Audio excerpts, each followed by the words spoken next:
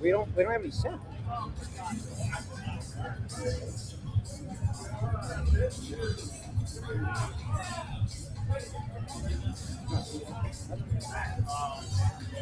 Has it been resolved?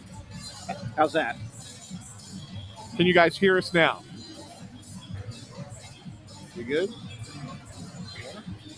No, still says no sound. Maybe I need to go back and go back in. Oh, Yeah, we got it. Okay, They got it. Okay. There we go. All right, go ahead. Let's start over, Russ. My bad. That's on hand up on me. Accountability.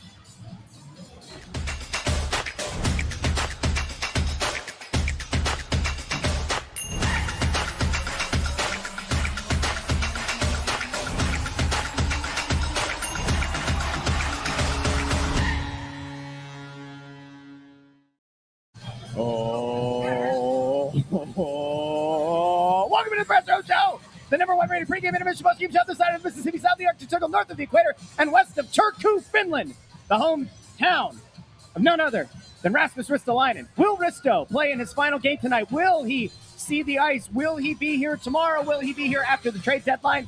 No one really seems to know. But if this is to be the final appearance of Rasmus Ristolainen here at the Xfinity Mobile Arena as a member of the Philadelphia Flyers, we give him a shout, and we give a shout-out to Turku, Finland. Hey, by the way, I just looked up Frank Saravalli's trade board. Yeah. And I saw that at number 13, intern Andrew. Number Wow. 13. Wow. Number 13 on the board. Well, after what he just did, Yeah. Captain No Sound over. You know what? Have you noticed that he started protesting? I think ever since he's started popping over to the radio show at Chickies and Pete's, Yeah. I've noticed that he's become derelict in his duties here on the Press Row Show. Have we run the young man too thin? Is that what's happening? By the way, Rasmus Ristolainen is in warm-ups, and I expect that he will play today. What the? What? Go ahead. Get meltdown. Go do your This thing. is- Get everybody happy. no, Make this everybody is- happy. no, Go ahead. This Go is ahead. such a stupid thing to do. I'm going to play. And I'm going to tell you. I want you to do it. Go ahead. Let me just play. There is no I'm going to play the merry-go-round reason- sound There because it's is a carnival no right now. reason on God's green earth to have Rasmus Ristolainen in the lineup tonight. There is not a single thing that will help his trade value by having him play tonight. The only thing you are doing is opening up the potential for him to once again get hurt before the deadline. It's stupid. And I'll also tell you this. I don't know where Bill lands on this. I don't really care where Ant lands on it. But I will tell you that there are people in that press box who will somehow defend it. And if they were to come on camera, they would defend it. And as soon as they get away from the camera, they'd say, what a stupid decision. That's where I'm at. Stupid. What's the value of having Risto in the lineup? Bob, tonight? is it, I'm going to ask Bill. Bill, is it stupid to play him tonight?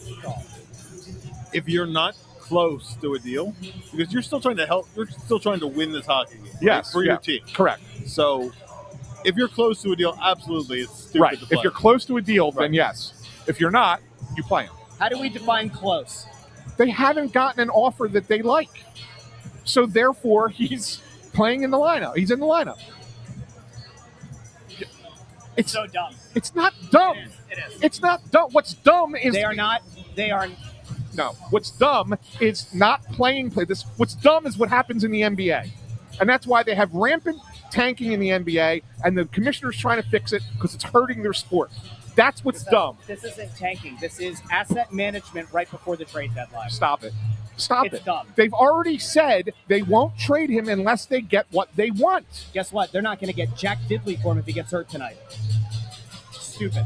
It's not. They're stupid. they're also not like So sit everybody. no. Sit everybody See, this who's is- tradable. Now, Sit you them know all. what? I dealt with your nonsense Sit them all. last night. Call up all the I minor dealt with your leaguers. crap last night.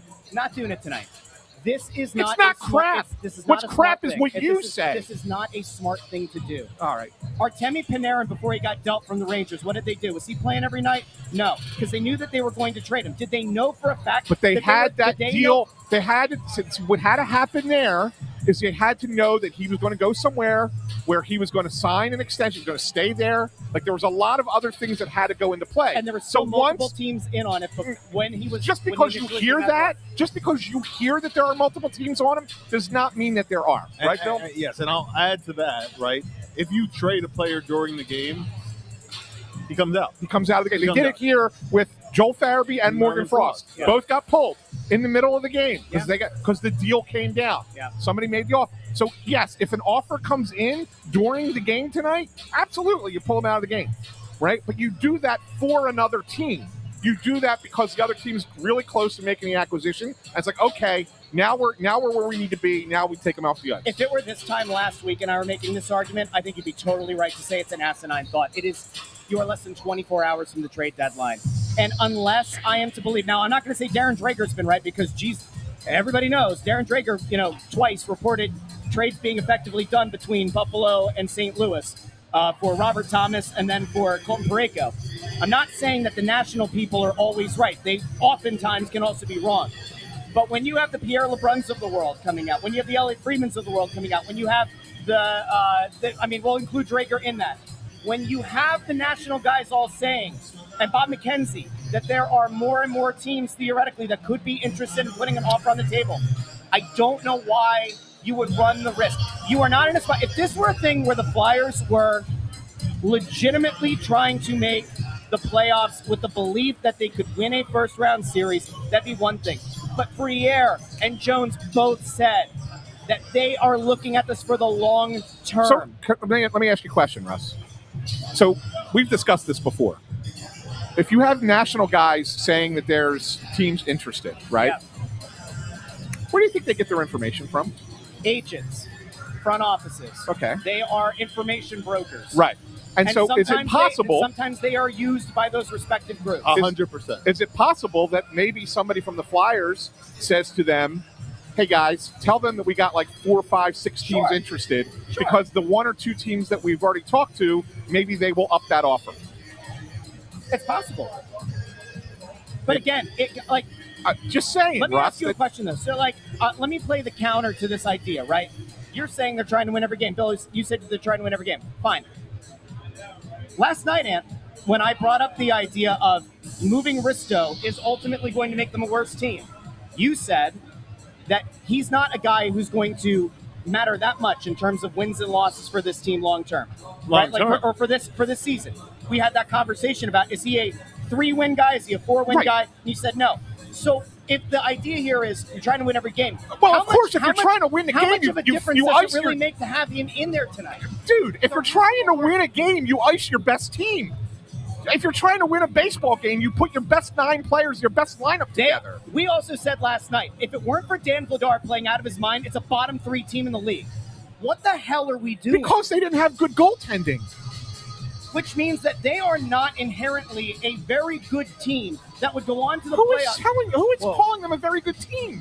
Then I'm asking, why Russ, is this one game so incredibly meaningful? Because they're trying to win. They're trying to win. They win tonight, they can be within 4 points. I'm not saying that they're going to get to the playoffs, nor do I think that they're going to make it. But if you are those players in the locker room... They're on the same damn hamster wheel year after year after year. Stop sitting on the fence. Make a decision. This is nuts. No, you're nuts. Because you don't know anything about this. If Risto goes out and gets hurt tonight, and they get nothing, and they had multiple teams in, and it seems as though there are teams that may be desperate because, I don't know, Colton Parayko refused to waive his There's a lot of trade teams clause. interested in Bobby Brink. You taking him out of the lineup tonight?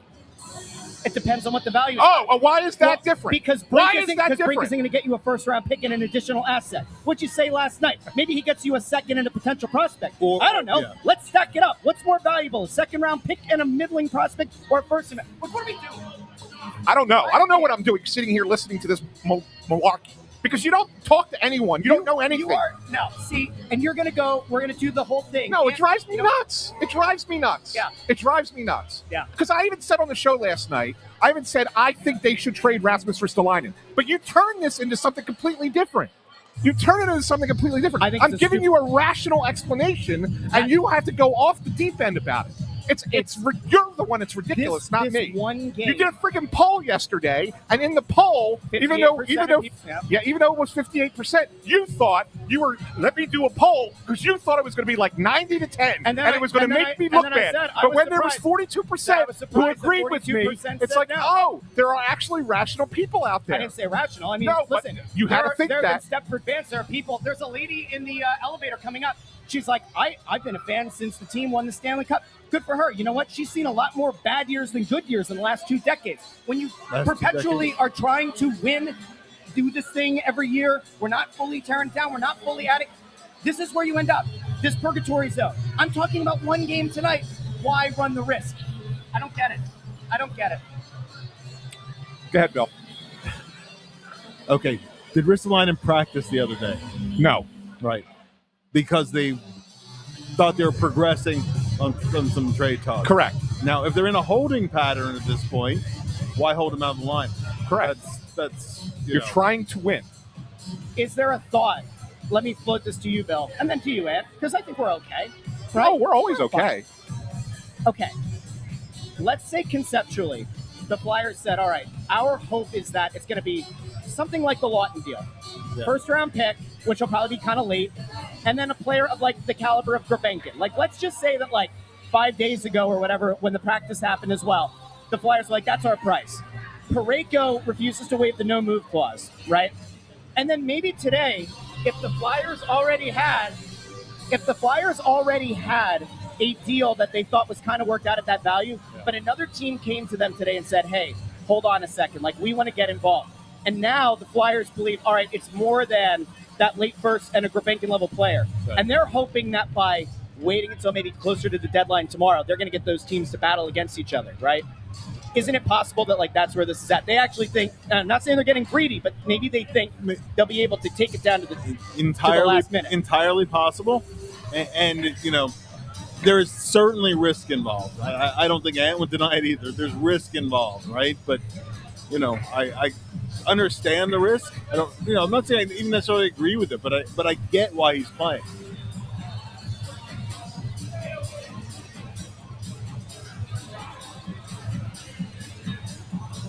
Okay. Do you think the value's really changed? No. Does the Parayko thing actually change the calculus at all for other teams? Well, no. Are there teams that might have been interested in him and they go, I don't know. If he wasn't willing to waive to go to Buffalo, you don't want to go down that road? No. I don't think, and I don't know this for certain, but I don't think Parayko is not willing to move. I don't think he was willing to go to Buffalo. So, I mean, maybe he goes back to the Blues and says, oh, you could trade me, just not there. Find another west somewhere. Yeah, find another deal, right? Like that, but whatever. And here's the thing, because a lot of people were asking me about, now that deal's over, does Buffalo make the same offer for Ristolainen?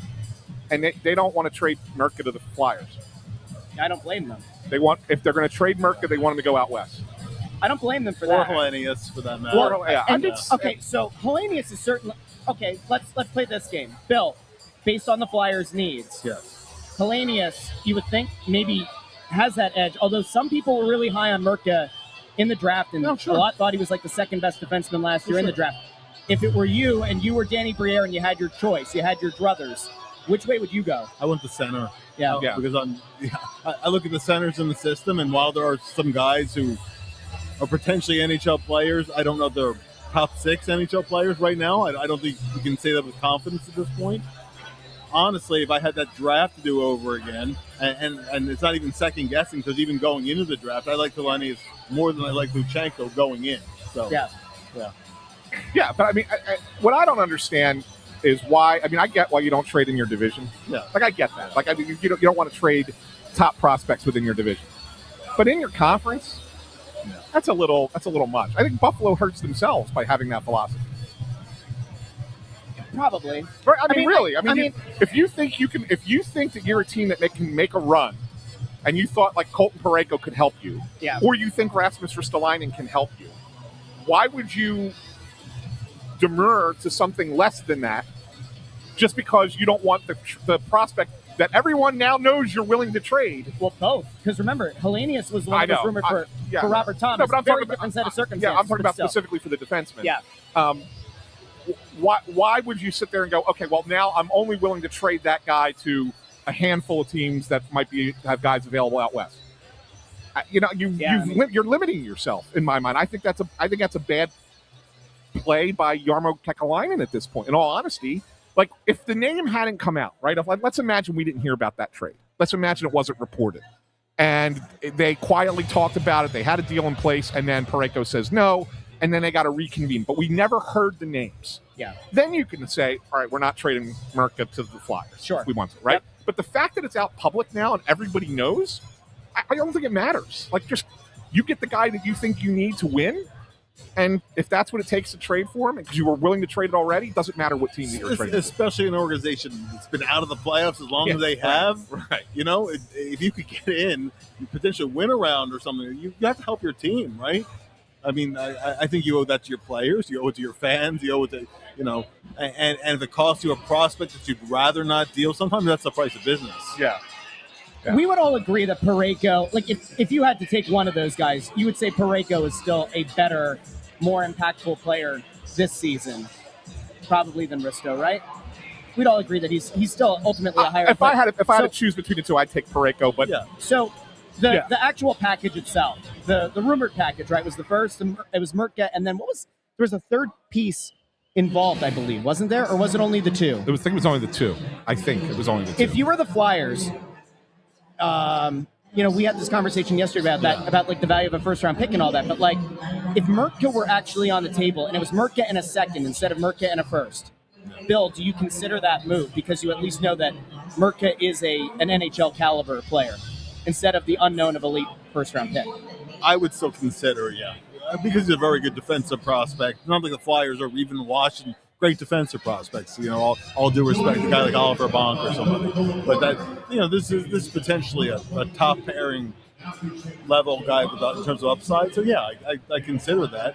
A middle first round pick. There's not really a huge difference between a middle first round pick and a late first round pick. A lot of times, it depends on the draft too. Yeah, there's always leveling off points, within a draft.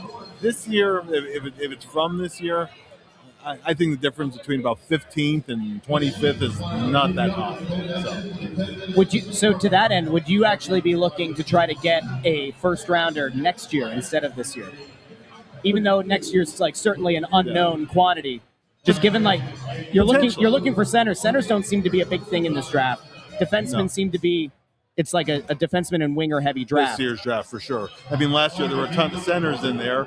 Flyers just thought the winger was the best available player at that point. So you do try to draft with that best available player philosophy, but I do think that like when you look, the Flyers have a lot of needs in the system. Let's be honest, right? So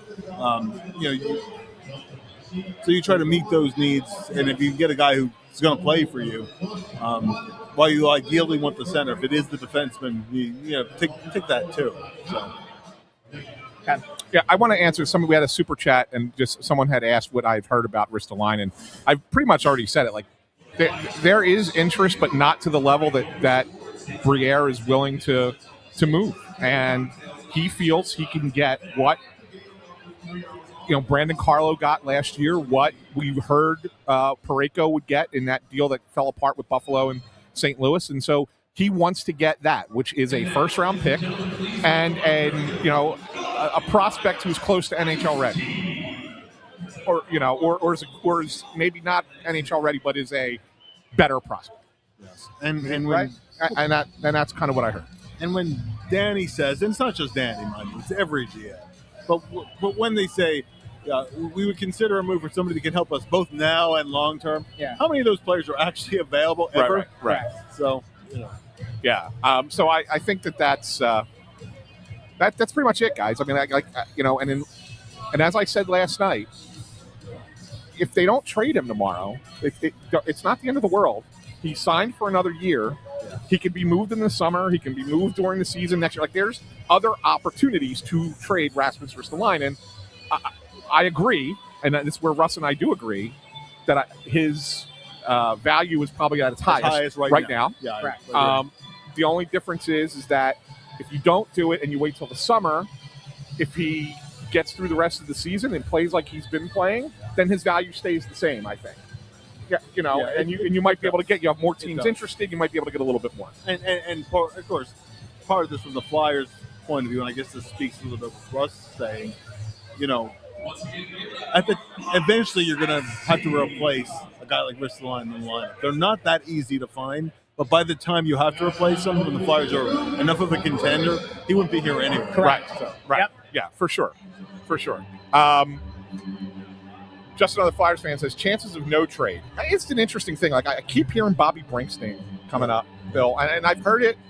I heard Tampa, and I've heard Minnesota is interested, but who the hell knows what Bill Guerin? Bill Guerin he's all over the place. Like, I have no idea what he's doing in Minnesota sometimes.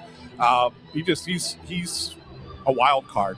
Heard Colorado's name come up too. Like, I don't necessarily know if that's a fit there. I know Florida likes him, but not right now.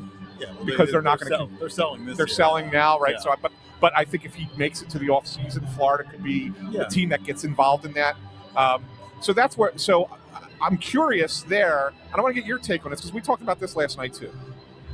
If the offer for Bobby Brink is a second round pick, and you trade him, are you selling low? Brink is always a tough guy to peg in terms of value because what's his lineup spot on a real contending team, right? And like the player. Third line winger probably on a contender, right? Yeah. So that's kind of the second round pick range, right?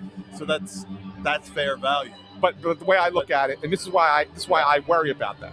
Right. Because he's an established NHL player. For sure. And you're kicking the can down the road for a second round pick that you don't know what you're taking a shot, right? And most times second round picks, and Brink himself is a second round pick, that it's bottom six forward, third pair defenseman. That's the average of what a second round pick ends up. So then I guess there's a thought here. By the way, there's another super chat that we have to get to in a second. But is there a world in which you say Brink should be used as a sweetener to another deal? Could be. And that the value is significantly more. Like, all right, be. so like if you go back to the Buffalo thing, could Buffalo use a guy like Bobby Brink if that is what ultimately would take them, including Mertka, in a deal? Like, if that's the thing, I would say that's probably then worth making that deal, certainly more than a flyer on a second round pick. I would do that over a second round pick if that deal is there to be made. I mean, honestly, to maximize value, I think you have to be as flexible as possible. Whether that means you're taking back a salary you don't want, whether that means adding a sweetener to a deal to get what you want coming back. I think all things like that should be on the table. So in terms of, and Brink's a nice player, and he's been a nice player here, and he'd be a nice role player somewhere else too. I like him a lot, but am I going to be heartbroken if Bobby Brink is moved? No. Yeah, and I just want to address one thing. Landros made it sound like I was saying that Bill Guerin's an idiot. I didn't say he's an idiot. What I said is he's a wild card. He's all over the place. Yeah. You never know what he's kind of held. I mean, he came out of nowhere with the Quinn Hughes trade. Like he's like AJ Preller in baseball at San Diego Padres. Like, the guy is just goes crazy on deals. Like, that doesn't necessarily mean it's bad, but it doesn't necessarily mean it's always great either. Sometimes it's going to hit, sometimes it's not. I'm going to go back to this real quick, and Bill, GJG 5087 said like them to go after a guy like Turnout. I would do that. Yeah, I don't know if you're getting them right, but yeah, for sure. I think you have to improve your centers in the system. So you can name any center who's a decent prospect, potential third line guy and up, and I have interest. Yeah, of course, because like sometimes you have to take a chance on centers. Yeah, right. Sometimes and it may not work, it may not hit. But you got if it's a guy who is a top 9 center, you say let's give it a shot. sometimes, right? He's like, give it a shot. We like something there. Maybe it can develop into something more. And if it doesn't, it doesn't. But I mean, sometimes you do have to take a shot on centers because they are, yes, they're less available. So, yeah, that's not the end of the world. We've talked about. I saw somebody saying in the comments that the Bruins are interested in Tippett. We've said a bunch of times. It seems highly unlikely he'd get moved. Before tomorrow. Delorier is an interesting one because the Flyers signed up from the Phantoms. And Bill, I don't know how much context you have on the guy that they brought up, but if you want to let the people know. He's been with the Phantoms for the last 5 years? Yeah. This man can protect teammates, which would make you feel like there's a redundancy with Delorier. Well, there's a couple things at play here, okay? Yes. Wilson, he's been a good soldier in the organization. You know, he's the guy who mentors young Phantoms players when they join the team. He's not sure how much longer he's going to play. You know, he's 34 years old. He's basically the same age as Dillon. So signing him for the rest of the year is a little bit of a reward to him. If he comes up for a game or two, fantastic. He's had a couple games in the NHL, actually. It's been a bit. Yeah. It's been a bit, though. I think it's been like 6 years since he played in the NHL. He almost made the team a few years ago on a minor league because they didn't have any muscle on the team. And then, who they end up getting? I'm trying to remember. It was, I think Tortorella's first year, but they picked up somebody at the end of the preseason. And they Mac. Mac up. And so that ruined his chance of making the team. But, I mean, get a game or two, add some muscle. If you need a guy for a game or whatever, I said it's a good guy bonus. That's really all it is. I could easily see D'Lo being moved because I don't know if D'Lo's playing beyond this or he doesn't know. He said he'd like to, but it also depends on what kind of interest out there. I mean, this is the end of his Flyers run, but you know, I got a little bit of information here. I can probably share. So Delorier, I think, went to management and asked, "Hey, if you could do me a solid, try and find me a place to play," because he thinks he can still play. He thinks he can actually still play for another year or so. That's cute. I will say this. Danny does have a little bit of it's not a long track record. He's only been doing this for 3 years, but a little bit of a track record of when guys, they have that mutual respect and conversation. Eric Johnson. Trying to send them home. Yeah, Johnson's right. Like Eric Johnson's an example. Yeah. I could see Montreal, who's a youngish team that could be looking for kind of like an on-ice protector. Right. Especially the Mujaka, hear his name coming up. Yeah, right. I can see Montreal as an opportunity for Delorier to go home and play for the Canadians. Yeah, and you're not. It's not really about the asset that comes back, the late round pick. It's irrelevant. It's just you're doing the guy a solid. Exactly. He's been a good soldier for you, and you're doing him a solid. So I think that will happen. There's been no. I don't know if it's Montreal, but I think it's going to be a young team that thinks they're going to be in the playoffs and would like a solid veteran to protect some guys. Montreal makes sense to me. I think Anaheim's another team that would make some sense to me. He played there before too. So. Yeah. How about a Hathaway? He's the guy that we talked about a week ago. It doesn't seem like there's been a lot of smoke around that one. The extra year in the contract, I think, kind of prevents that. Yeah, I think that's been the holdup there. I mean, look, is it possible something crops up tomorrow? You know, sometimes like deals are for guys like that. You know, the GM gets a phone call at like 20 after 2. Like, I tried to get this guy. You know, your guy available? Yeah, maybe they work a deal out at that. But so, like, nobody's looking at Garnet Hathaway and going, "Oh, I got to go get him right now." Yeah. But maybe right before the deadline, maybe, possibly. But I think Bill's right that having one more year on the contract probably makes it harder to get that guy, to get him out of here now. So, yeah. So otherwise, I mean, it really feels like in the past 24 hours since we did the show at Chickies and Pete's, it really does kind of come down to Brink and Ristolainen are still the two most likely to be moved. And I would say Delorier. Well, Delorier is like a foregone conclusion. Not that it's a major point, but I think Juleson gets moved too. Yeah. Really? Yeah, that makes sense. Noah Juleson as well. Teams are always adding depth on D. Yeah, for sure.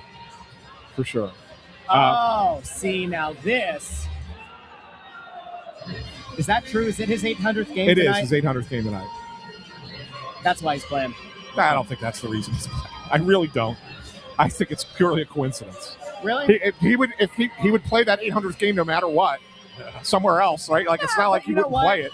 He plays his 800th game as a flyer. It's not his 800th as a flyer. No, but I'm saying his 800th career game. They feel like they're making it a special thing for him.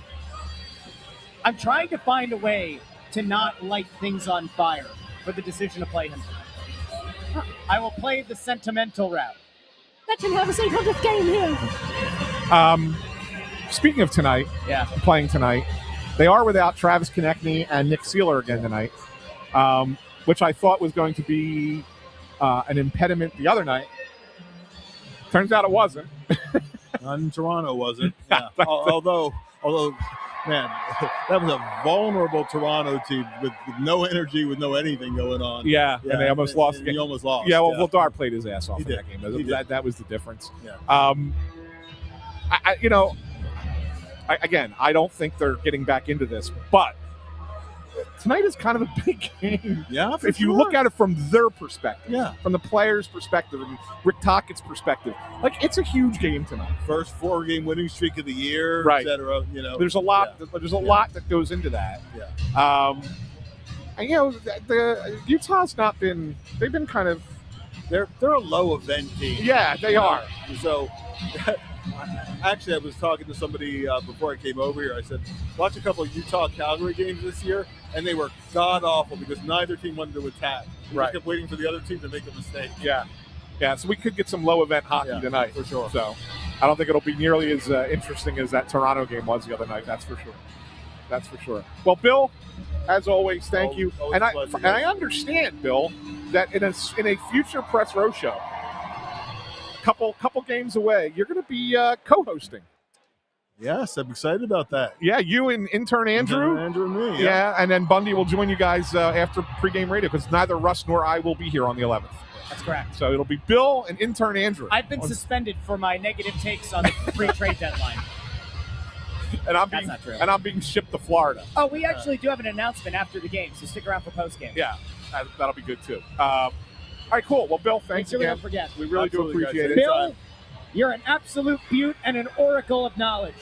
Thank you for gracing us with your presence. Anytime, we guys. are all smarter because of it. The great Bill Meltzer. Bill Meltzer. Awesome stuff. All right. Bundy's ready to come over to give us his keys, and then we'll get our picks, and we'll be on to the start of this game. So as soon as Bundy hops in here, he'll give us his keys. Here he comes. Here comes the man, the Look at myth, the this. legend. He was razzing himself about his haircut tonight. Yeah. Bundy, you want to tell people? Hang on. There we go. Do you want to tell people what you were saying about your hair before the game? Or is that somehow turned into like a Superman curl in the front? It's getting long again, so I've been trying to keep it short. It's just 'cause I don't like as I get older, do you ever feel like that, Ant? Like, I don't want to deal with my hair anymore. Neither do I. That's why I want to shave it. But my wife won't let me shave my hair. I go as short as I possibly can I know. without looking like a moron. Yeah, I wish I could. I think it's a better look when you have the hair. I do. I don't care. Like, I'm not worried about my look. Yeah, but your wife does. Yeah, she does. But I She's don't. allowed to have an opinion. I don't care. She's allowed to have an You think I want to wear a mustache every day? Huh? That's all, Nancy. Yeah, she likes the mustache. That's Nancy. Otherwise, I'd grow a beard. Yeah. But she likes the mustache. And you know what? She's the rock star of our family. She wants me to have a mustache. I'll have a mustache. There you go. You got keys? Yes, I do. Let me pull them up here really quick All while right. we're doing this. And, let's do the 3 keys right now. Number 1 tonight, patience and structure. The Mammoth are a team that relies on winning low-event games. When opponents get impatient, they capitalize on their mistakes. The Flyers must take care of the puck in high-danger zones and avoid counter turnovers and go back towards their own net. Number 2, solid perimeter play. The Flyers have done a great job the last 3 wins suppressing opponent opportunities to the outside of the ice. The team has regained its defensive structure and done a good job defending in the D zone. More of that will be required against Utah tonight. And finally, trade deadline buzz. Number 3 key. Every player gets nervous at the trade deadline, and that will not change tonight. Many players' names have been mentioned, and even though through tough times like this, the players have to put the noise and distraction to the outside and stay focused on the task at hand. That's being a good player for the team that you're currently on, no matter what. I'll start things off. I think it's going to be a low event hockey tonight. I think you're going to see two teams that are kind of tight, and there's going to be some nerves, pre-deadline jitters. I'll go with the Mammoth 2-1. That's really low. It is really low. That's really low. I think yeah. Vladar's going to have a good game. 2-1. Okay. What do you got, Andrew? I'll take the Flyers 4-3. He doesn't think it's going to be low event hockey. They do play a lot of low event hockey. I know they do. Utah does. Yes, yeah, they do. They do. What do you got there, Bundy? That's a tough one. Because Utah is playing well. They're a small favorite here tonight, minus 130. Yeah. The Mammoth is. I'm going to go with the Flyers tonight, 3-2. I just think I think the difference maker has been Vladar. He's been sensational. I'm going to ride him out. 3-2 Flyers. And I agree with you that Vladar is going to be really, really good in this game. I just don't know if how much the Flyers are going to score. I think this is a game where they miss Konechny. Sergachev is out, by the way. I know for Utah. Yeah. I think this is a game where they miss Konechny. I'm going to go 3-2 Mammoth. Okay. 3-2 We'll be back. Mammoth. First intermission, second intermission, and post-game here on the Press Row Show. Do us a favor if you've done so already. Like the video, share the video, subscribe, and you can find our latest episode from Chickies and Pete's last night. That is now on the podcast feed and on YouTube. So, talk to all of you in the first intermission here on the Press Row Show.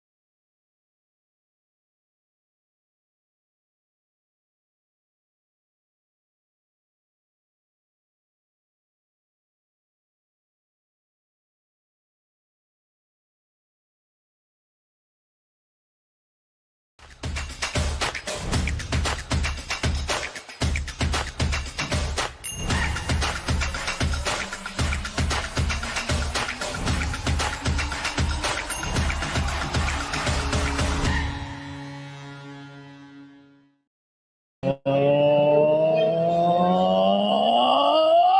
to the Best Row Show, the #1 rated pregame, intermission, postgame show this side of the Mississippi, south of the Arctic Circle, north of the equator, and west of Turku, Finland, the hometown of Rasmus Ristolainen, who is playing in his 800th game tonight. We had a little debate, Bundy. We don't have to rehash all of it unless you want to weigh in. But Risto's 800th game tonight. I said it's insane that on the eve of the trade deadline that they would run the risk of playing him and potentially having an injury. And seems to think it makes sense. I don't know if you want to weigh in on it at all, but You know what? I don't think it's the Flyers' way of doing things. I don't know. It's kind of a double-edged sword for me. Like, if you don't play the guy, something else would maybe go wrong. And then, you're sitting there hoping he doesn't get injured in a game like this. So I understand the other side of it. But, yeah, I just don't think it's the way the Flyers do business. if it were your call, which way do you think you would have gone? It depends how far along I was in negotiations and talks. Yeah. So I don't know. I can't answer that question. I mean, Yeah. if it's quiet, you just don't know. And maybe things will heat up more tomorrow. Maybe he's got something on his plate. But, I think they had I guess with Juleson coming back in, there wasn't really another way to do it unless you put Yinning in and took out Risto. Yeah. So I don't know what. Yeah, again, but you have Sealer being yeah, out, yeah. It just depends. I think of how far along that negotiation goes and where they're at with it. That would have made maybe a difference. But I just don't think it's the Flyers' way of doing things. Now, that was a decision they made before the game. Decisions that were made on the ice in that period. It was low event hockey. It is. I mean, we were sitting, it was 2 minutes left in the period. It was 6 total shots. I think we ended at 8 total shots at the end of the first period. Not a lot of great opportunities out there. Do we have a reason to believe that it's going to open up in the next 40? No. That's the way the Utah Mammoth play. It's the way they play. And the Flyers don't mind playing that way because that actually, is beneficial to them too, to play low event hockey. Because they got good goaltending and they have a decent defensive system. And they're comfortable playing a low scoring game. And that's the way they played all year. To be honest with you, I know the game against the Flyers ended up being a shootout. The last time they were in Utah, Garnet Hathaway missed empty net, and then I think it was Keller came down and scored and got the overtime winner as well. So, but that's how Utah plays. I said that in the keys to the game. They play a low event hockey and they wait for you to make mistakes. And they take advantage of it and try to pounce on it. I don't even know what to say. It was sometimes this season we've had games where we said, it's kind of bad hockey. That first period, I don't know if I'd say it was bad hockey. It just wasn't. Neither team wants to give the other team opportunities. Is what it really is. They're blocking a ton of shots. I think the Flyers blocked 7 or 8 shots. Risto had a block early. Yeah, and you panicked. I did. You went. Oh! I said it's like if you watch Bridgerton. Some of you out there might have watched it on your own volition or due to a spouse. But Bridgerton is just like two people looking at each other for an entire season across the room. And deep breaths. That's how I've been feeling every time Risto's been on the ice. Don't want to see him get hurt. Let's see how things play out around the deadline. I'll tell you what, I can't believe the Flyers have done this to me, putting me through this kind of stress. All right, who's not feeling stressed tonight? Intern Andrew. He doesn't feel the stress. He's cool, calm, and collected. Now. Cool as the other side of the pillow. But if Bobby Brink gets dealt, he's not going to feel like that at all. Not at the start of the show. Bundy, when we start, you don't know this. When we started the show, Russ did his whole big intro, and we're doing like the first minute of the show. And there's a little bit of a delay before the people can see the show. All of a sudden, we start seeing no audio, and we're over there looking at intern Andrew. We're like, "What's going on?" And he's like, panicking over there. No, actually, the opposite. I would say that I would have panicked like 2 years ago. But I kept my composure, and I fixed it. Did I not? You did. At this point, he's just kind of like, it is what it is. No, it was just the first 2 years, he'd be like, oh my gosh, I want to do a really good job here. And now he's just like, whatever. No, it was a stupid mistake. I forgot to switch the audio from my laptop to the soundboard. Hey, it's all right. Hey, you got that. It's okay. All right? It's okay to You're not be doing okay. a great job out here. Here's to you, kid. Thank you. All right, so I've been told it is the first intermission, which means it is time for intern Andrew's stat of the night. Yes. All right. So the Flyers coming off of that shootout win against the Maple Leafs. Dan Vladar earns his 19th win of the season for the Flyers, which is third in the NHL among all goalies who are on a new team this year. Brandon Buss is still number one. John Gibson, number two, playing his first year with the Red Wings. And it's the most amount of wins that a new Flyers goalie has had in a season since Brian Elliott was here for the first time, 17-18 season. He had 23 wins that year. And then he'll pass that. Yeah, definitely. He should, yeah. Yeah. And then for Utah, Clayton Keller comes into tonight with 18 goals. So once he eventually gets his 20th of the season, the Mammoth as a team will become just the third team in the league this year to have 4 different 20-goal scorers. Wow. The other 2 are Vegas and Washington right now.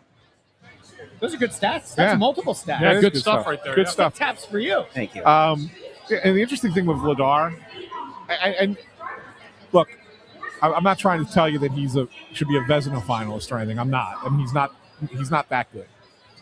But there are 28 goalies in the league who have appeared in 30 games or more this year. Really? Right, 28 who have appeared in 30 or more. Dan Vladar has the 3rd best goals against average. Yep. Behind only Andrei Vasilevsky and Scott Wedgwood. And those guys happen to play for the 2 best teams in the NHL. Yeah, they do. They sure do, yeah. And then it's Dan Vladar. Yeah, it's impressive. Right? He's the easy Bobby Clark winner for the MVP, 100%. 100%. Yeah. It's not 100%. even the season could end now when he'd win it. Yes. And if anybody votes for anyone other than him, they shouldn't vote. They shouldn't have a vote again moving forward. Right. There's no question he's the Bobby Clark Trophy guy. So, but yeah, just that's how good he's been. Can I make a case? By the way, when you vote for the Hart Trophy, just hear me out. When you vote for the Hart Trophy, you vote for, is it 5? 5, yes. Can I make a case that he deserves votes for not first selection, but because of his value to this team? When you have that, like we were talking about last night, this team maybe is a bottom 3 team in the league without him. So, in terms of importance and being most valuable to his team, I think you can make a case that he makes more sense there than stacked up against the other goalies for the Vezina. So just so you know, I'm one of those people who take the voting by the literal definition. And so the Hart Trophy is a player that is deemed to be most valuable to his team, right? So it is what you're describing, Russ. That said, if they don't make the playoffs, like I don't care how important he was to the team, there's got to be guys who are more valuable to their team on playoff teams. So I can't justify it. Okay. I can't justify top 5. I can't justify top 5. You know, but I understand why you say that. I mean, I certainly understand. Just looking at it relative to the rest of his team, I think that there's a case to be made. I understand what you're saying, though. Yeah. Playoffs have to have some bearing on it. Somebody put their Celebrini's a Hart favorite. I was just thinking about him about a minute ago when you started talking about MVP and Hart. Yeah. I just don't know if they're going to be able to take a guy that's got 20 points less than the leading scorer in the league. Yeah, and I know what the importance. He'll get votes. Oh, he should. He's votes. a phenom. He's an unbelievable hockey player. Yeah, he'll get votes. But I don't think he's the Hart winner right now. Not now, no. Yeah. So here's from last year. Here are players that got votes for the Hart, right? That got top 5 votes. Mitch Marner, Quinn Hughes, David Pasternak, Connor McDavid, Nick Suzuki, Alex Ovechkin, Zach Werenski, Cal McCarr, Jack Eichel, Nathan McKinnon, Nikita Kucherov, Leon Draisaitl, and Connor Hellebuyck. So to your point about playoffs and success, it would largely align with the voters. And I voted for Hellebuyck as Hart Trophy last year. Yeah. That was my vote, and he did win it. He won it, yeah. Yeah. So yeah, I mean, you know, and again, I looked at it again from that perspective. I mean, do I think that Connor Hellebuyck was the best player in the NHL last year? I don't. Like, McKinnon, in my mind, was probably the best player. Yeah. But when I looked at the teams and I said, okay, take Nathan McKinnon off of Colorado, they're still a decent team. Yeah. Right? Take Connor Hellebuyck off the Winnipeg Jets. And they were a top playoff team. Yeah, they were. Right? What are they? Like, I think that there's a precipitous drop. And so, like, that was part of the reason why I went through. Not to mention he had a great year, obviously, but I think, you know, you look at things like that, and that's how that's at least for me. That's how I weigh the voting. I gotta remember exactly how I voted. I don't remember who I've had 2 through 5. I would have to look it up. It is publicly available on the PHWA website, so people can find it. But yeah, I do remember I did vote for Hellebuyck, number 1. Okay. Anyway, I think it's an interesting conversation. You know, like where do you think Vladar where does Vladar stack up against the other goalies in the league? I mean, the stat that you threw out there about 30 starts and everything is an important one, but like 30 games, not 30 games. starts. Yeah. Where do you think he stacks up right now? I think he's top 10. Yeah. I mean, this season he's top 10. Who's that? Vladar. Vladar. Yeah. No doubt. Yeah, this No doubt. season. I mean, you remember we asked Bush at the carnival, like if you had to rank, where would you put Vladar? And I think he said on the carnival it's like between 12 and 14. Something like that. Is what I think what he said. I think he's been even better than that. Yeah. I mean, he might be the 12th to 14th best goalie in the NHL, but this season specifically, he's been a top 10 goalie. Okay. Yeah. So I mean, that's where I would put it. It is wild that like after all these years of them not having a guy who plays at a top 10 level, they finally find him, and it's this year. Yeah. You know? Who do you think wins the Vezina this year? Vasilevsky? He just went like 23-0-1 or something over his 24 games. I think I read. I know. I think he's got to be. I think he's the favorite right now. I'll check. Hold on. And I got your ballot, by the way. You got my ballot? Yeah. It was my top 5. All right, so you went Hellebuck 1, Draisaitl 2, McKinnon 3, Eichel 4, and Kucherov 5. There you go. Yeah. There you go. So thanks for finding that, Andrew. You're welcome. And I don't know. Tell me if people can tell me in the chat if they thought I voted poorly, but I remember one year I didn't vote Connor McDavid to win the Hart Trophy, and the whole city of Edmonton like got into my DMs and screamed at me like I took away their firstborn. Like it was ridiculous. It was like, Vasilevsky right now, by the way, is the odds-on favorite. Minus 130. Then Sorokin at plus 105. Logan Thompson plus 2,500. John Gibson plus 10,000. Swayman plus 10,000. Hellebuck and is at plus 10,000. Shesterkin plus 15,000. Then you got Blackwood, Wedgwood, Ottinger. Vladar actually, hold on, 2, 4, 6, 8, 10. He's got the 12th best odds. Vladar. Okay. I mean, Sorokin actually has better save percentage than Vasilevsky. Yeah, he's another good one. I mean, Tampa's just a better team. Yeah. Right? But, I mean, Sorokin's got a better save percentage, so just for what it's worth. Being interesting. We don't get to vote for Vezina. That's not one that the writers have a vote on. So, but we can obviously we can pick goalies for MVP if we want. So, interesting. One thing I wanted to bring up since we have a minute here, I know the Penguins are playing right now. I think it's 1-1 is the score of that game. I'll look it up. I know that I know that they're in second place in the division at the moment. Obviously, we know that Sidney Crosby is hurt and not playing probably the rest of this month for the Penguins. 1-1 against Buffalo. I just want to go through the schedule that they are in the middle of in March. Okay. Now, they beat Vegas on Sunday, but then they lost to Boston on Tuesday. So they play Buffalo tonight. But just listen to this. Remember we talked about gauntlets that the Flyers have had in the past? Yep. This is their month of March. Okay. Vegas, Boston. This has already happened. The first two already played. Okay. First two already played, okay? Vegas and Boston, they split those, okay? But both playoff teams. Yep. Buffalo, playoff team.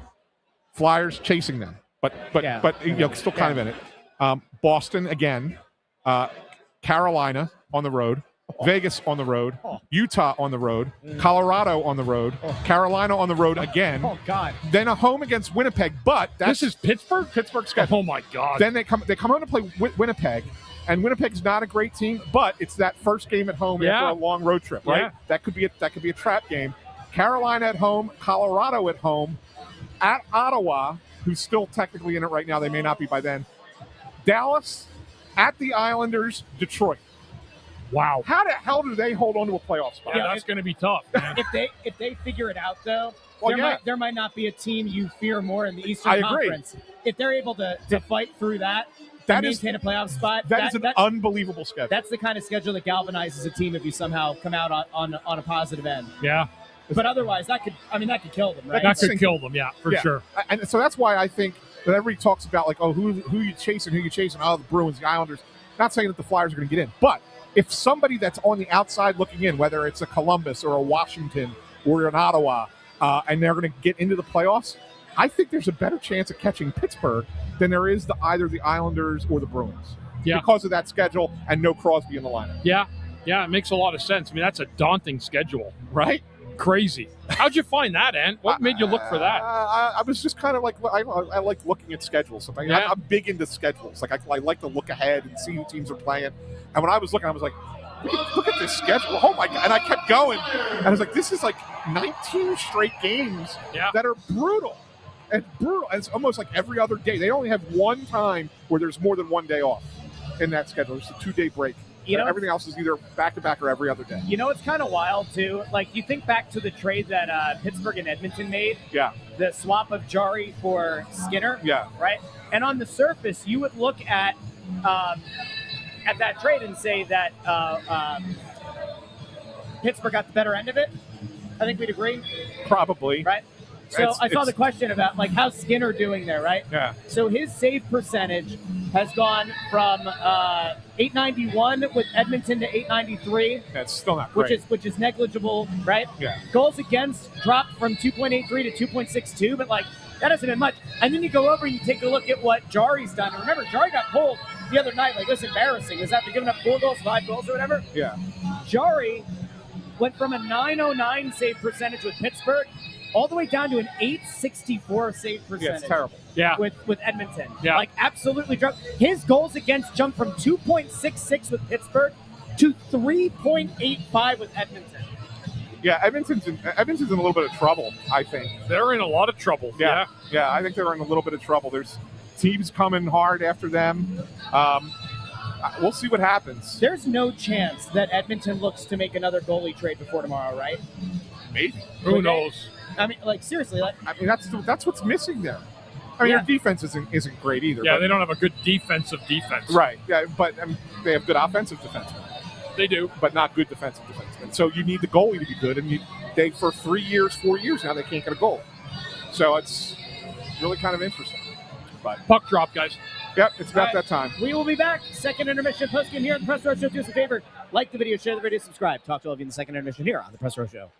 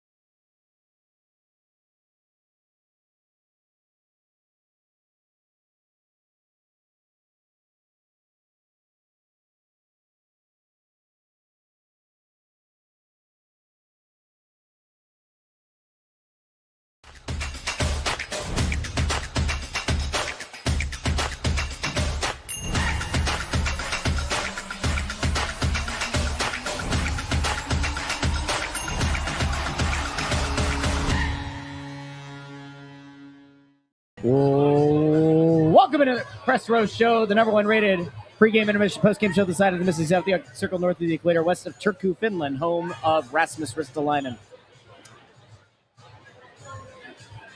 Mammoth, 2-0. Look, Vanecek's made a couple of really great saves in this game. He had one in the first period on Bobby Brink. We didn't even talk about that. And then he made a hell of a save on Noah Cates there in the second period as well. Not trying to say that that's an excuse or anything, but it should be noted that the opportunities that the Flyers did have were taken away by the Utah goaltender. He's played really well. Yeah, he has. Really, really well. Yeah. All's quiet so far tonight. I haven't seen any trades come across through the middle of the games or anything. No. Not just from the Flyers, but anywhere around the league. Yeah, nothing.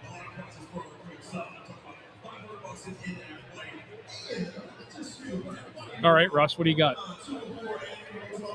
Flyers are trying to win this game. Intern Andrew, trivia time. Let's go out to the young man. He brings a smile to everyone's face, and I think he needs to save us from this game. Intern Andrew, trivia time. Gentlemen, we didn't do this last time, or I think the time before. We got to play him onto the show. Prepare your instruments. Prepare the pre-trade deadline instruments. You ready? As I'll ever be.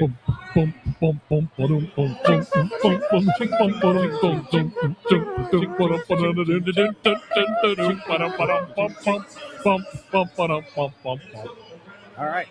Nice extended bass line A little there. bonus bass there we got. Yeah. Love that. Love that. This might be. I think this is probably the earliest we've ever gotten in trivia. Earliest into This the, is that's the kind of game it's been. Well, it's not. No, the I hope best. you have 3 trivia questions tonight. The best was the night where you were doing the reading off the draft picks. the draft picks. Yes, that one was worse than this. Yes. Yes. Well, we may have to do that. Yeah. All right. So I actually don't know that there's any backstory needed for this. I'll just ask you the question. Can you name the 5 players currently on the Utah Mammoth that have won a Stanley Cup? 5 players on that team. Well, Sergachev for sure. Yes. 5 players have won a cup on this team? Yeah. I lost my headset. Oh, Nate Schmidt. That's 2. Yeah. Is that you? Did I help you? Yeah, it's in and out.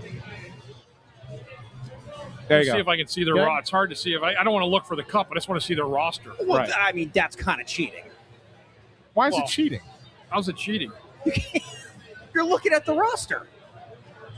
That's fine. That's fine. No, I mean, Ian Cole. Yes. I mean, you make fun of me last game because my trivia question was too easy, Now you know and what, now though? you're using resources. See, That's fine. I'm not going to call it out. But Alex Kerfoot.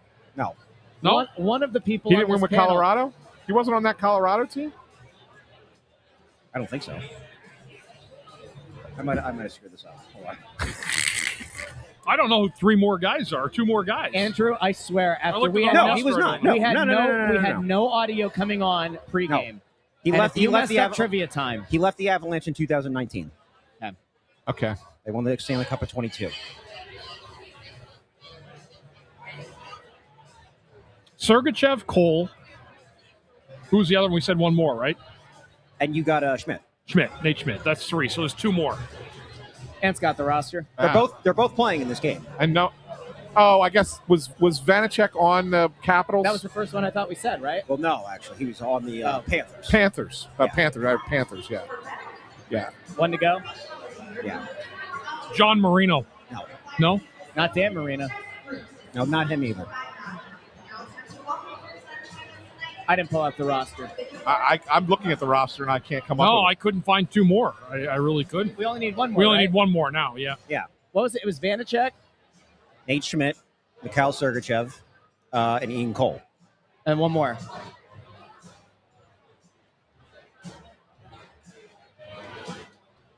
I got nothing. I don't know. I'm literally looking at the roster. I know. I looked at it too. I couldn't find. I couldn't even- I wouldn't even got find Vanecek. another guy. You give up? Yep. Kevin Stenlund won with the Panthers in 24. Wow. Played in all 24 playoff games that year for Florida. Wow. Did he really? Really? Good for him. How many playoff games did he play? 24. How long has he been in the league? I don't know. All right, hold on. Let's look that up real quick. Because there's a reason I asked. I know why. The reason No, don't you dare. Don't you dare ruin the bit. He debuted for the Blue Jackets in the 18-19 season. 18-19 was like 200 years ago. Just kidding. 18-19. Feels like it. So he's played 24 playoff games. Just that 1 year. In one season, 24. Yeah. That it happens to also be 24 more playoff games than Rasmus Ristolainen has ever played. 800 career games. The one though 13 seasons in this league. Yeah, I had no idea. And playoff Risto has never played in the playoffs. And if he's not traded, he will finish up his 13th season. It's crazy. The guy that I was thinking before that had never played a playoff game and then went on to win a cup was Ron Hainsey with Pittsburgh. Yeah. He played a ton of hockey games. Can you find that out, Andrew? How many games he played before he got a playoff game?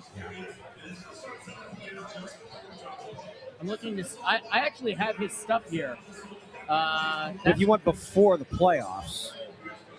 So his first season playing in the playoffs was 16-17. So we would have to, let's see, 16-17. All right, so he played, good God, that is a lot of games. He played 1,130 in total. Yeah. I'm trying to see how many he played before. It'd actually be easier probably adding up the seasons from 16 or from 16 or 17-18. So that's what, 161 games, 225. So what's 225 off of 1131? It's around 900, right? Yeah, somewhere around there. 1132 minus, what did I say? 225? 1131. 1132 minus 225. Good mental math, folks. Arithmetic, it matters. 907. Okay. Yeah. So he played 907 games before he got to the playoffs. Yeah. That's pretty wild. That's crazy. Yep. I mean, so play this one out. So Flyers have about 20 games left. If Risto doesn't get dealt, and then you're talking about it again this time next year, that's about 80 games. Roughly. He'll be at 900 so games. He could, yeah, because if he finishes out a season, 20 games, and then if he's healthy, yeah, he'd get around. That's insane. Yeah, that feels legitimately crazy. Well, you also, I mean, if that happens, that would mean he would be healthy for an entire year. I thought that wasn't possible, Russ. It's not. Okay. Don't try to be glib here. You tall glass of water, you.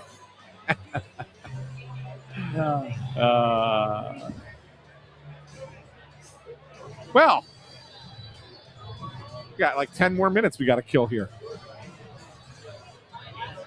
Not a whole lot going on the ice. You know, it's a shame. I was saying to Bundy, for fans who are, still clinging to the possibility of this team making a run to the playoffs, they're getting help tonight. Yeah. Pittsburgh's getting smoked by Buffalo. And I'm betting Evgeny Malkin's going to get suspended. Unbelievable. That was holy smokes. Swinging his stick at Rasmus Dahlin's head. Good God. That's got to be 5 games. It's got to be something. Yeah, I'm going to, you know what? I have a. Didn't he do that to someone on the Flyers before, too? Oh, he's dirty. Yeah, he's a dirty player. He'd be a perfect Flyer. And like a legit baseball swing at somebody's head. Yeah, and I think Paul Bunyan him right in the head, Dahlin tonight. And I think Boston is down 1-0 to Nashville. They are still down 1-0. Yeah. So but that one's a little bit earlier. That's down in Nashville. So. All right, here we go. I can actually show that to the people. Did I tell you I figured out a workaround with YouTube? Okay. I did. So we kind of have a way to be able to show things. We just can't play it as like consistent video. What? Before you pull it up, yeah. Joe Papel just made me laugh. Yeah. He said, "Will Jackie Spiegel be traded to Toronto for Steve Dangle?" Who's Steve Dangle? He's the guy who had that meltdown about Austin Matthews. About the guns and tanks. I've never heard of him in my life. Yeah. No, I showed you the clip. The one I know. Yeah. He had a brutal meltdown. Yeah. That guy. That dude. Yeah. All right, so Grinelli just followed the show account on Twitter. Who followed the show account? The Chicklets producer just followed the Snow the Goalie Twitter account. Which guy's that? The producer, Mike Grinnell. Oh, okay. I just got the notification on my phone. So, okay, here is the play in question from Malkin. Let's go here. So, Malkin and Dahlin get into it. This is brutal. All right, so here we go. Dahlin and Malkin get into it, right? You just run the tape, Russ. I can't because YouTube will take it down. But Malkin comes around, and then has an opportunity to like not do something stupid, and then bang! I mean, right up top, and then kind of pie faces him a little bit, and then it looks like he actually went to go fight Therien after he already took a swing. Look, the gloves come off, like insane. Yeah, the funny thing is, if the beginning of where you're doing the frame by frame this is kind of like watching the Kennedy assassination, right? it's the Zapruder film. Yeah, this is our only way to do it. Yeah, so. But it looks like he wants to swing, stops himself, and then does it anyway, right? Like it's Does Colleen take his left glove off there? No. Is that an optical illusion? Yeah, I think it is. Okay. So and then bang. Yeah. Yeah. Not ideal. That was rough. Yeah, it's got to be 5 games. At right? least. It's got to be. And, we were talking in the first intermission about just how tough of a road Pittsburgh has to try to make the playoffs, like the Murderers Row march they have. If Malkin is out, that's effectively done, with Crosby also being out. Yeah, I mean, you have no chance at that point. Well, I'll tell you one thing. It'll be a must-win for Pittsburgh against the Flyers Saturday at 5:30. Because there's not a lot of breaks in their schedule. How about that weird start time on Saturday? 5:30? Weird, huh? Is it part of a Is it national? Is it part of a doubleheader, tripleheader? Dude, they're up against the Sixers. The Sixers play at 6 o'clock. Oh. Yeah, it's crazy. Here. I mean, they're in Pittsburgh. Yeah. But, yeah, just weird. It's a weird start time. But, hey, it is what it is. You know what? This came to me. Do you remember how last game there was a guy who complained that we didn't do enough hockey talk on the show? Do you remember that? Yeah, well, last show? And what was last show? Do you know what I realized, though? The one thing that I think the people who follow this show a lot, right, they're in the comments consistently, they know that you come here for some irreverence and a little bit of hilarity mixed in with your hockey talk. The difference between us and, the radio and TV is that they talk for 2 minutes and then they go to a 3-minute commercial break. Come back for a minute and a half and you're gone for 4. We do 20 straight minutes, baby. 20 minutes. I mean, we got to figure it out sometimes, like on a night like tonight when there's nothing in the game to talk about. Do you want me to take us down a rabbit hole? I can get us on. We got to talk about the dude who came over here right before the end of the period. Oh, my God. We get the craziest people up here, right? Yeah. It's just next level, and I don't know why they are attracted to this show, right? The guy comes over. We attract the crazies. He's standing, and Bundy, I don't know if you saw this, but he was standing maybe 3 feet to Andrew's right. Okay, two Yingling lagers in one hand, and 2 tubular meats in the other, and 2 hot dogs in the other hand. And he's trying to get Andrew or Russ's attention, and you can see him going, "Excuse me," and Andrew, I don't think, heard him. And Russ looks up, but Russ doesn't really say anything. And then I looked at him and I go, "Yeah," and he goes, "Never mind," and he walked away. They had a meltdown. He's like, "Never mind," and he just walked away. It's just crazy. And there's a guy. So there's a private party up here tonight. Yeah, it's a big one. It's a huge one. It's massive. One of my former students is over there. It's hundreds of people, and so because of that, you have to have this wristband on. And so they have a guy who works here in the building who's putting the wristbands and checking the wristbands. And he was standing right there when it happened, and he lost it too. We made eye contact, and we were cracking up. He couldn't believe that guy he stood there for 15 seconds waiting for one of you two to respond. And then finally I responded, and he said, "Never mind." Yeah, I don't blame him. We should tell people what happened post-game the other night. So we were having the conversation about the wall of fame of fans who have gotten into it with us up here. Yeah. And so that's right. The other night, and Bundy, I think you were gone at this point. These Delco guys were here after the game, and we saw the one guy, and it was he looked familiar, and I wasn't sure why right away. And the one of his buddies goes, "This is the guy that you were yelling at last year. Do you remember the dude who was wasted at the end of the game?" Oh yeah, he was standing right here. He's like, "You can't lose games. They still got a chance." And they're 18 points out of the playoffs. They still got a chance. Well, he was here the other night, and we made him a promise. All right. Our promise to that guy was if the Flyers somehow make the playoffs this year, we're going to let him on the show for Game 1 of the first round series. Yes. Okay. But it was hysterical that we had just talked about, right before that, we had just talked about our favorite people who've come up here, our memories of great, crazy things that have happened up here. And of course, he's one of them. He's one of the all-timers. and then he just happened to be here. Yep. And he was the guy that yelled at Russ. And Andrew got up. I think Andrew was turning the camera to get him on camera, right? I said to Andrew, I said, go man the camera. And we were going back and forth. It's on the YouTube channel. Yeah. It's like a dedicated segment from last year. It was a dedicated segment. Mike Butts is asking, was he sober? Certainly wasn't last year. He was certainly sober enough to have a coherent He was more conversation. sober this time around. But he did. He was standing there with one of those, 24-ounce Miller Lite cans Yeah. in his hand. So, like, he was feeling it a little bit, maybe just not as much as it was a year ago. What was our wall of fame? He's on there. The Russian lady saying, I want 8 slices of cake. Yes, She's Bundy's on birthday there. cake. Yeah. The Navy guy who re-enlisted this season. Yes. He's easily on there. 100%. The lady who fell over the and stanchion almost killed Mike. Almost killed Mike the organist. Yeah. She's Oh, on there. God. Yeah. She won the Drunk of the Year award last year. Yeah. She was absolutely annihilated. That was 4. Did we have a 5th person? Yeah, Well, Linda that's Mount Joseph's Rushmore. got it right there. Four. Remember, somebody knocked over the light, remember? Yes. Yeah. She almost knocked out Mike the organist down there. Yeah. Yeah. Absolutely. Yeah. Oh, the guy that I had the time I had to dive in front of you and grab That's what I was the leg. talking Yeah. about. That person might be on the wall of fame. Greg Mack says the guy who showed up with the Bundy Butte shirt was a classic too. That's him nominating himself. Was that him? Yeah, Greg. Oh, it was Greg? Yeah, It was it him. That? I mean, there have been a few. Okay. Yeah. Yeah. There was a lady 2 years ago shouting at us, wanting us to asking if we knew where Recchi was. Oh, Wanted his how autograph. about the lady who wanted Mike to play Happy Birthday? Oh, yeah. How about the guy? Was it this year or last year? Was the guy? Hey, This organ season. guy. That was this It was season. beginning of the season. Yeah. He goes, hey, organ guy, play us a song. Yeah. He kept doing it, and then finally I was like, yo, buddy, like, what do we do? And he's like, it's so quiet in here. Come on, organ guy. Yeah. There's that guy. Like, while they were playing. Yes. While they were playing. Yeah. And then the girl who wanted him to play Happy Birthday. Yeah. And she was mad, too. She was very mad. She was mad that Mike would not play Happy Birthday in the middle of the game. Flyers going on the Pico power play.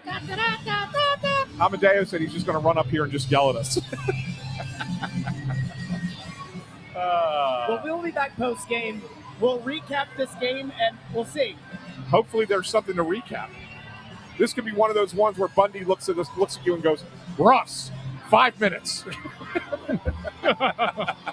All right, puck drop, guys. All right, guys, we'll see you post game. Like the video, share the video, subscribe. Talk to you soon.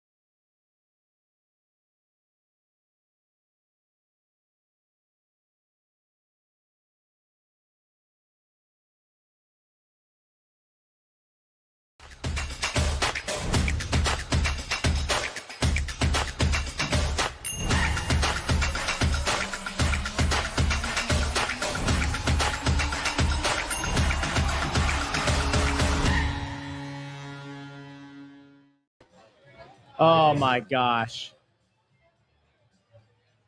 Russ, let's keep this to 5 minutes tonight. What's up with the camera? Did somebody hit the camera? I don't know. I'm like half of me's in the screen. This has been quite the night for us here, you know? Yeah, it has been. We even got a follow-up to the crazy guy who walked away, came back. We got to talk about that. That was pretty funny. Hold on really quick. Welcome into the Press Row Show, the #1 rated pregame, intermission, and postgame show.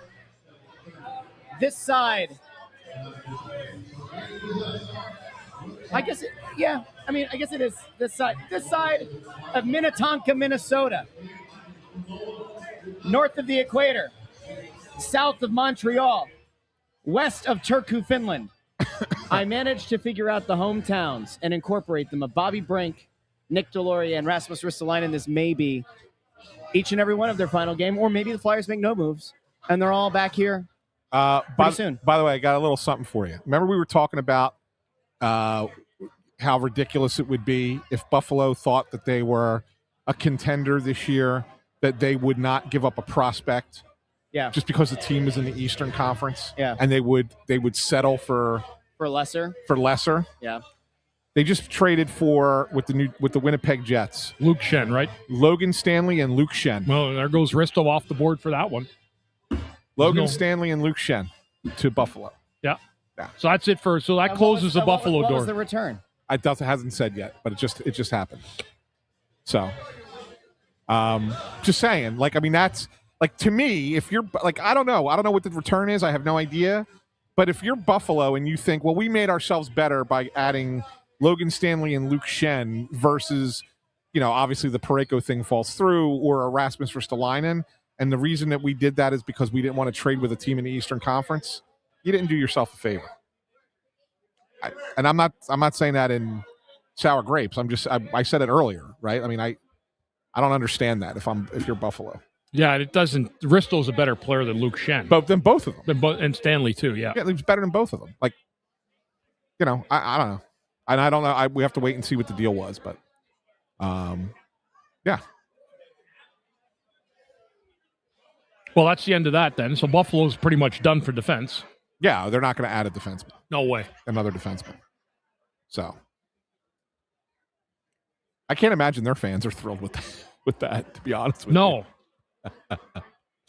So Buffalo's a scary team, though. Don't sell them out. They're good. They are good, but I don't know if they needed help on the blue line, and I'm not certain that what they did was the answer. Yeah, but they are interesting to see the return on that. Yeah, I'm going to be interested. I am going to be interested to see what they gave up. What did the Jets get for those two guys? I mean, you get two defensemen, maybe it is, whatever. But so anyway.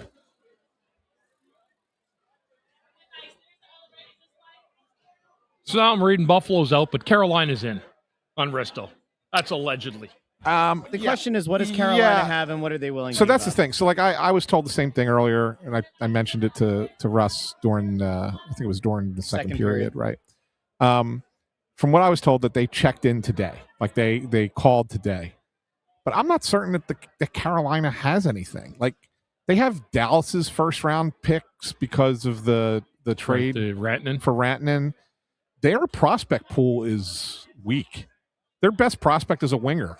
I don't think they have a center or a defenseman that you go, oh yeah, I'll take that guy. I don't know. I don't see it with Carolina. I know that they're interested, whatever, and that's fine. But I'd be surprised unless you're getting a slew of picks for whatever reason. But I don't see it. Yeah, I'm not seeing anything on the return yet. I'm just trying to browse through X. Yeah. So, Vanacek made 16 saves tonight for the shutout. He was really good. He made some key saves. Look, it's only 16 shots. I know it's not a lot, but the saves that he made were big ones. And the reason I say that is because the way that Utah plays, they don't give you any room. They don't give you time. They don't give you space. They're on you quick. They are. When we talk about low event hockey, their defensive structure, right, Bundy, is pretty solid. Straight through a game, and then whenever there is a small breakdown and you have that moment, then you need the goalie to come up for you. And boy, did he ever come up for them a handful of times tonight. He made another great save on Carl Grunstrom in the third period. That should have been a goal, and he just was right there, man. Like he had a strong game for them tonight. That doesn't matter. The Flyers were toast in this game. I don't think they had anything to match the defensive pressure that Utah played. But the few opportunities they did have, Vanacek was the answer. So we're going to do this in silence. Is that what we're doing? What do you want me to say? There's not a whole lot to say tonight. Yeah. I mean, it's a terrible game. Yeah. Got nothing. What would you like me to say? I just didn't know if you have it. You know how I feel. You know how I feel about this. Yeah. Well, okay. Like you're getting flabbergasted that Buffalo made a trade with another team. No, it's not even that. No, I'm not flabbergasted about the Buffalo trade. Oh. I'm thinking about this game and like what we saw. Okay. And it's not a good team. I don't know. I don't know what to say. Okay. A frustrating loss because you see, like Anthony mentioned, it. You got Pittsburgh. Pittsburgh loses. Boston's losing to Nashville 3-1 last I saw. Yeah. So they had some help there in the standings tonight. And this is really a game that would have made it interesting. If you get to within 4 points, you get really, really interesting. Right. It's just that, like, if you like the people who, and I'm not going to criticize anybody who's like looking to this and they're like, hey, make the playoffs. You know, I'm sick of watching losing. I get it. I was 100% on board first half of the season when it felt like this team really had things going the right way. Vladar was playing out of his mind, and you just go, hey, feels like this is going to be the year they're going to make the playoffs. We're going to finally get to enjoy that together as a group. And I let myself fall into that trap. And they're not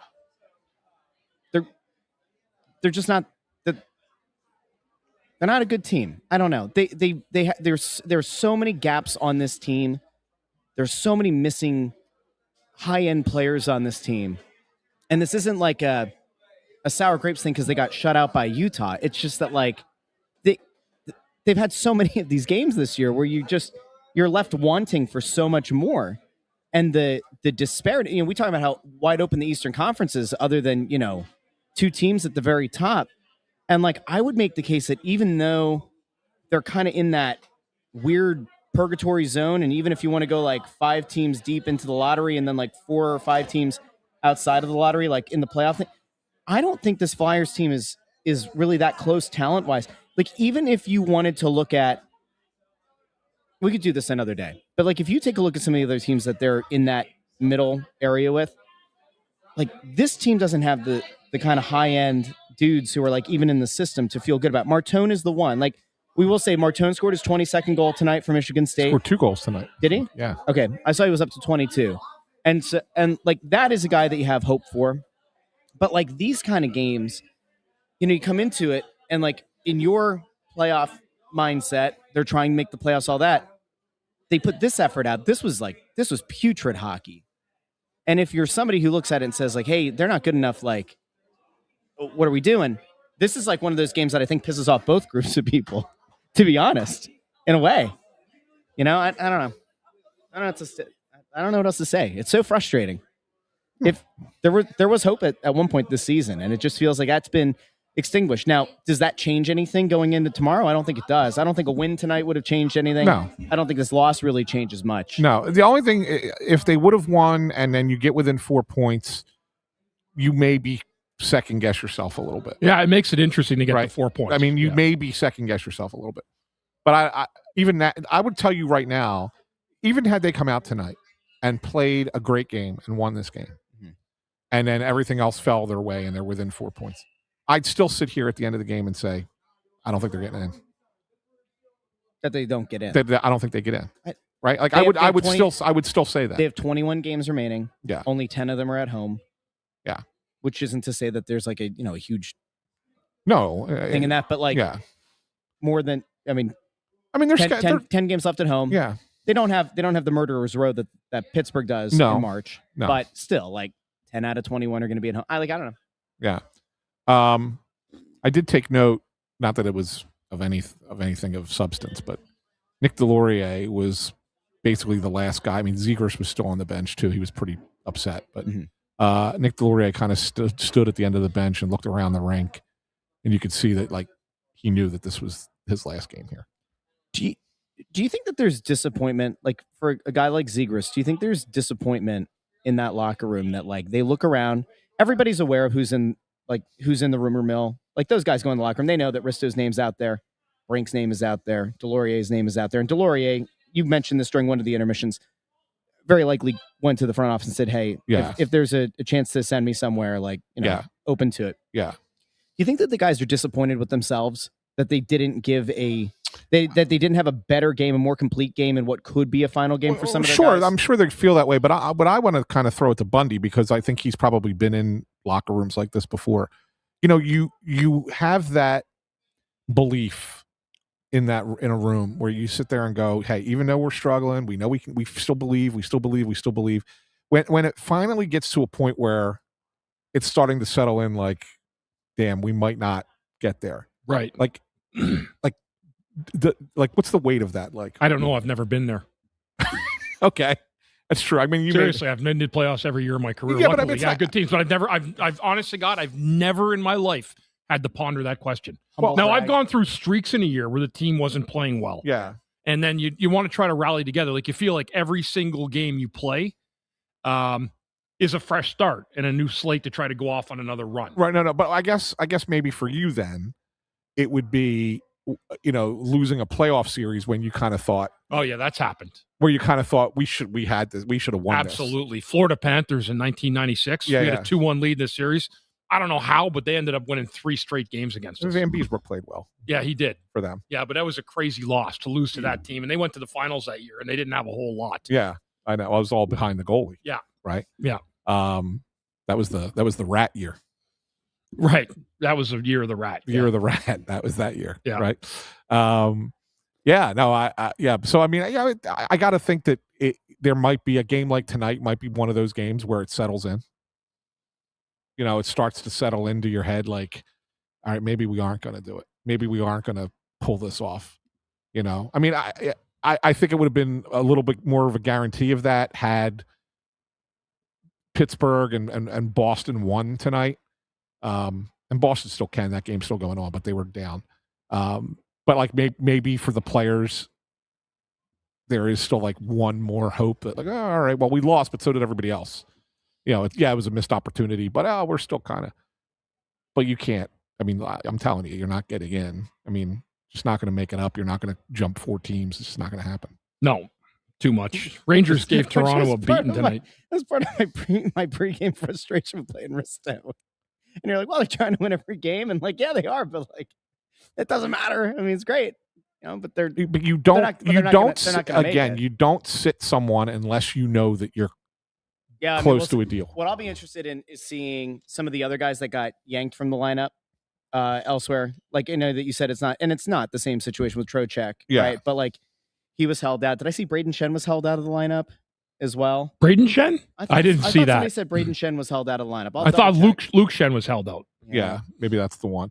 But how bad are things for Toronto if the Rangers held 3 guys out of the lineup and then still smoked the Toronto's just washed. They're cooked.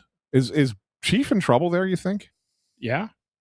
I would have to say so, yeah. Yeah. There's a lot of expectation there. They brought him in to turn the corner, and I don't think it's his fault. I just think they're a deficient hockey team. I think they have no good defensemen. Right. I think they have a lot of issues. I mean, if you want to start talking trades in Toronto, the only 2 guys I wouldn't trade are Matthews and Nylander.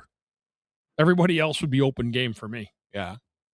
There was a rumor earlier today about Nylander being on the move, but we'll see. I guess and by the way, Ant, you were right. Martone has 2 goals tonight. Yeah. So 23 on the season for Michigan. I mean, listen, that to me, if you're looking for something to close out the year positively, because like this is probably going to go the way we expect it to, depending on how Michigan State's season goes, if you get a look at Martone to kind of close it out, like that'll be something worth watching. Yeah, it might only be 2 games. Yeah. But I think you're going to get an opportunity. I feel like you almost need to have something to go back to the fan base with between now and the end of the season. 21 games left. It ain't happening pending divine intervention this year. You need to give the fans something, hopefully. Maybe it's Martone. I know that you're probably I have an idea what your answer is going to be, but if tomorrow happens and the only real move is Delorier gets traded, what do you expect? You know how the people that I tend to communicate with are going to react. Yeah, of course. But for the everyday fan and for those who are kind of like, hey, like that guy who was here the other night, who are like, oh, there's still always a chance. How do you think those people will react if they don't make a move other than Delorier at the deadline, and then they also kind of like limp to the finish line? Well, look, the word fan is short for fanatic, right? So if you're fanatical about something, it doesn't always mean that you are looking at it with perspective. And I say this every year, and I'll say it again, and I'll say it into the future. Like the trade deadline, yeah, there are opportunities, and if you can get what you want to get, you get it. But a lot of times this is a setup for June. A lot of conversations are had about players that deals don't happen until June. Anthony, tell people why the difference between an in-season trade and a summer trade. Yeah, I mean, so there's multiple things, right? Like, so you got to think about in an in-season trade, like there are cap ramifications, and like can you retain salary, and do you want to retain a certain salary? Like, and I know the Flyers are willing to retain on Ristolainen, for example, but they may not be willing to retain on somebody else. I'm just saying that, whatever. So there's all those considerations, and the pool of teams that you're potentially trading with is much smaller because it's really only the teams that look at themselves as true cup contenders that are really looking to add the biggest pieces. I mean, other teams, they add as well, but not to the level of the teams that think that they have a shot to win. In the summer, you're allowed to go over the cap. You have 32 teams that 31 teams that want to they could possibly work out a deal with. There's a lot more at that time of year because you're like got the draft coming and you got free agency, and there's a lot of moving parts for every team. And so it gets goofy, right? It gets creative. Like there's a lot of stuff that can happen in the off season. So June is really the time. Are there teams that do well at the trade deadline? Sure. Are there teams that don't do well at the trade deadline? Yes. But it's not the be all end all. If you screw up the summer, that's bad. If you don't have a great trade deadline, it's really not the end of the world. I think that the thing that's going to be hard though, like there have been trade deadlines where not a lot has happened league wide, right? There's been a lot of activity, especially the last few days. There has been. And, Chuck Fletcher once said, trades are hard, right? And it takes, he was on the phones. Remember, he was working the phones and they had their app, right? All that lovely stuff. I don't know. What's Chuck up to these days? Anyway, it's one thing when you don't see a lot of action at the deadline. There's been a lot. I mean, if I feel like this year has been more than last year. No, I think they're all about the same. Like if you go back and look at the number of trades that are made like the week of the deadline, they're similar year to year. I mean, you might have a couple more one year or a couple less another, but for the most part, the trade totals are pretty similar from one year to the next. I'll do an analysis. I'm actually kind of interested in it. Yeah, please. It feels like this year was. Please what it was? Because last year it was all about Rantanen, right? That was the deadline was being held up on what was going to happen with the Rantanen situation. You don't have that this year as much. Like you don't have like a bona fide stud. Yeah, really available. Hey, Tony Booby. Were you going after Tony, my buddy, Tony Louie, who said that I'll have a different excuse in June, so stop it. Obviously, he doesn't read what I write, right? Like I literally the other day, or was it last Wednesday when they lost to Washington, and I said they're going to miss the playoffs for a 6th straight year. They absolutely can't for a 7th, and the GM and the executives are on the clock now, right? Like you're on the clock. Yeah. I mean, I don't know how much more I have to put that out there. Right? Like you're on the clock now. The problem is again, and I say this all the time, is everybody wants instant gratification. Sometimes you have to have at least some level of runway that you give a new regime to get to where they need to go. And I would sit here and I would say to you, find the trades that Danny Briere has made so far that have been a disaster. There haven't been. Most of his trades have been really good trades. He has to do more. And whether you look at it and say that's fair or not, going forward from this point forward, he has to do more for this team to get better. So that's where you're at. To sit there and say that the trade that stands out is the one where his back was kind of against the wall. I don't know what else he could have done. It was the Gauthier trade. Yeah, he couldn't do anything about that. That wasn't his fault. Think about that. Like, it just wasn't. That was related to so many other things and other people that had nothing to do with him personally.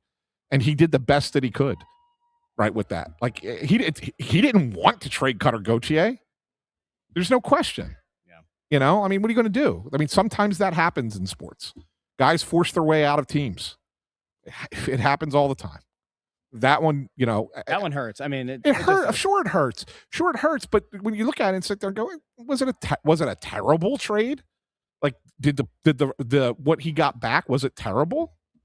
I don't think so. I mean, you probably could have gotten. You would have gotten more had it been, you know, not such a contentious situation.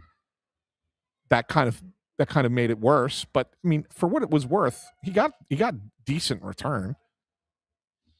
Right? So, I do have one bit of good news. Should we do good news? Hurry up, because I got my son waiting for me. Well, then go. You wanna No, go? it's all right. I'm only...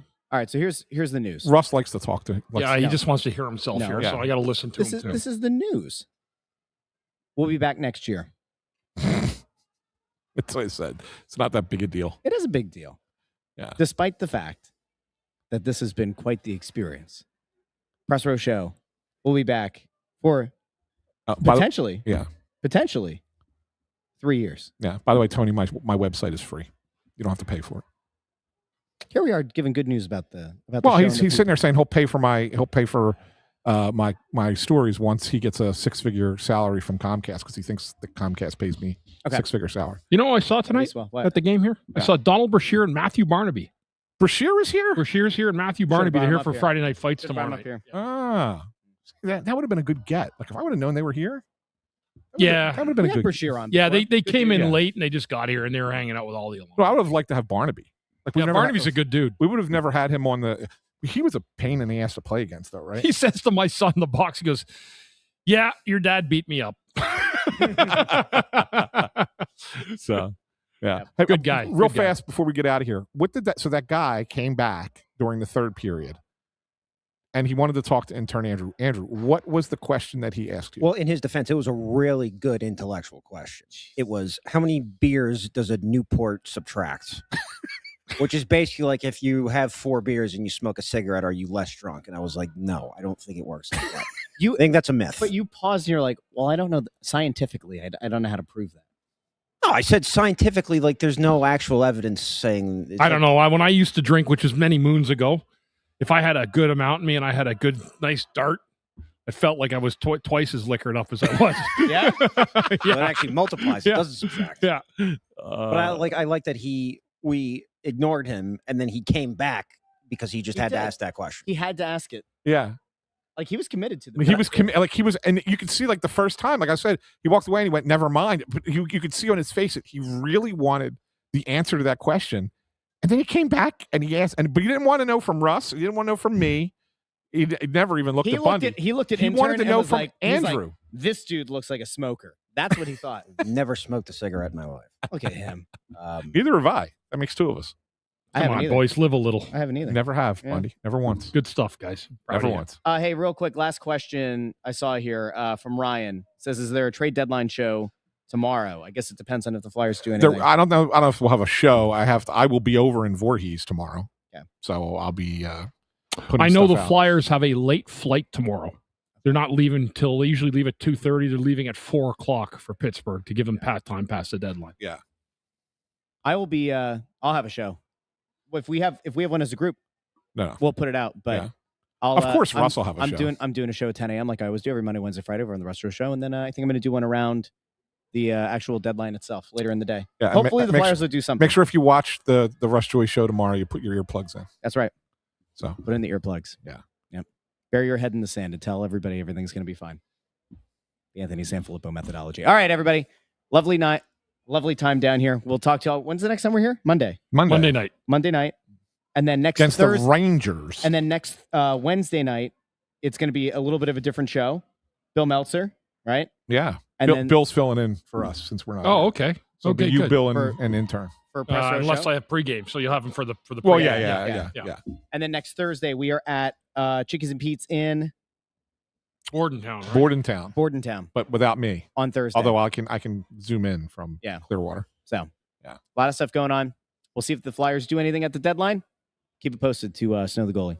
Big thank you to everybody who tuned in. Like the video, share the video, subscribe. You can listen to the podcast feed, Apple Podcasts, Spotify, Pandora, Amazon Music, wherever you get your podcasts. Talk to all of you very soon here on the Press Row Show. Have a good night.